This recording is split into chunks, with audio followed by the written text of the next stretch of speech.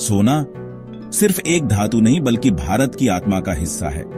यह वह धरोहर है जो मंदिरों में विराजती है, मां की मांग में दमकती है और शादी ब्याह की परंपरा में पीढ़ियों से चली आ रही एक अमूल्य विरासत है।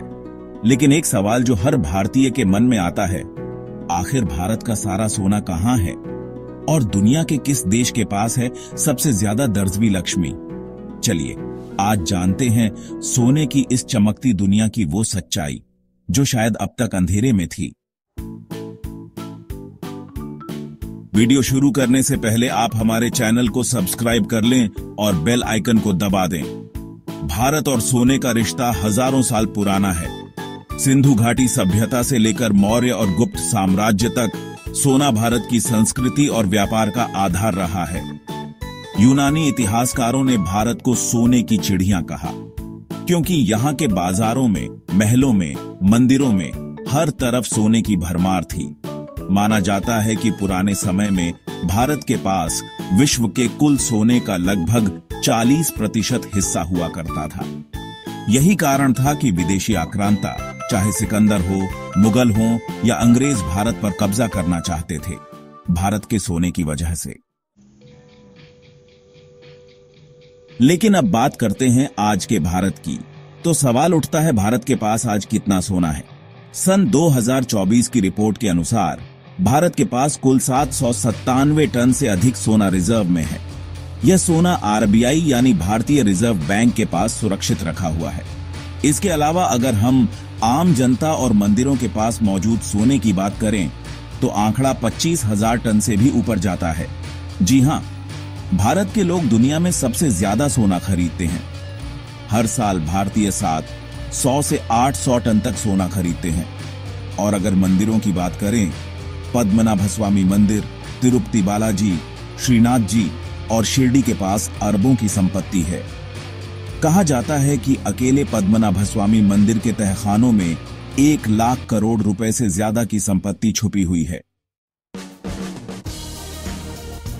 अब बात करते हैं उन देशों की जो आज सोने के सबसे बड़े मालिक हैं। तो आइए एक एक करके देखें किस देश के पास कितना सोना है। अमेरिका 8,133.5 टन सोना। दुनिया में सबसे ज्यादा सोना अमेरिका के पास है।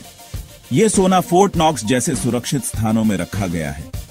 अमेरिका अपने डॉलर की वैल्यू को इस सोने से जोड़कर स्थिरता बनाए रखता है। जर्मनी 3,352.6 टन सोना। जर्मनी यूरोप की आर्थिक ताकत है और इसका बड़ा कारण इसका गोल्ड रिजर्व है। इटली 2,451.8 टन सोना।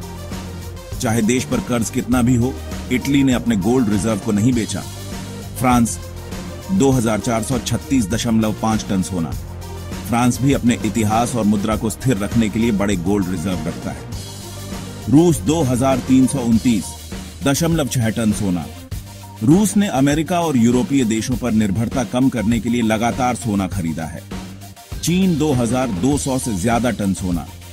चीन चुपचाप अपने गोल्ड रिजर्व बढ़ाता जा रहा है।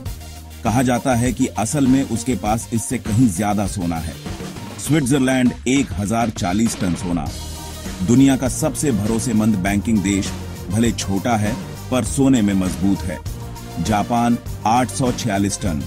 भारत 797 टन सरकारी रिजर्व। Netherland 612 ton. और अगर हम पर्सनल होल्डिंग यानी जनता और मंदिरों को मिलाएं तो भारत दुनिया में नंबर 1 बन जाता है।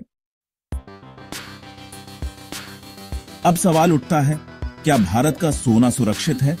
आरबीआई का अधिकतर सोना भारत में ही सुरक्षित रखा गया है, लेकिन कुछ हिस्सा लंदन और स्विट्जरलैंड के बैंक वॉल्ट में भी है।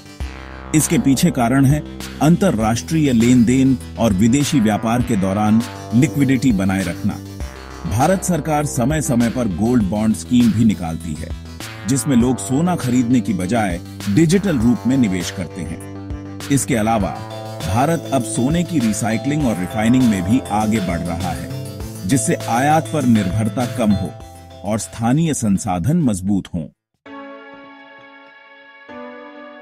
भविष्य में भारत के पास 2 रास्ते हैं।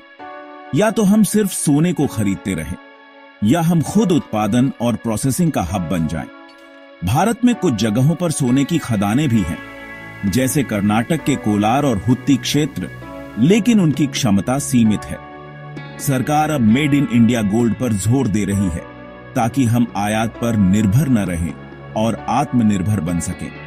इसके साथ ही अगर मंदिरों, ट्रस्टों और आम जनता के पास जमा सोने का सही उपयोग किया जाए तो भारत की अर्थव्यवस्था को नई ऊंचाई मिल सकती है। भारत का सोना सिर्फ धातु नहीं, यह आस्था है, यह मां लक्ष्मी का प्रतीक है, यह हमारी परंपरा है। जहां एक और विश्व के बड़े देश अपनी अर्थव्यवस्था को मजबूत करने के लिए सोना इकट्ठा कर रहे हैं, वहीं भारत के पास एक ऐसी पूंजी है जो जन जन के घरों में, मंदिरों में और दिलों में बसी है। अब समय है इस दर्जवी लक्ष्मी को जागृत करने का, उसे केवल तिजोरी में बंद रखने की बजाय भारत की प्रगति में भागीदार बनाने का। क्योंकि अगर भारत फिर से सोने की चिड़िया बन सकता है तो उसका रास्ता उस सोने से ही होकर जाता है जो हमारे पास पहले से है। जय हिंद।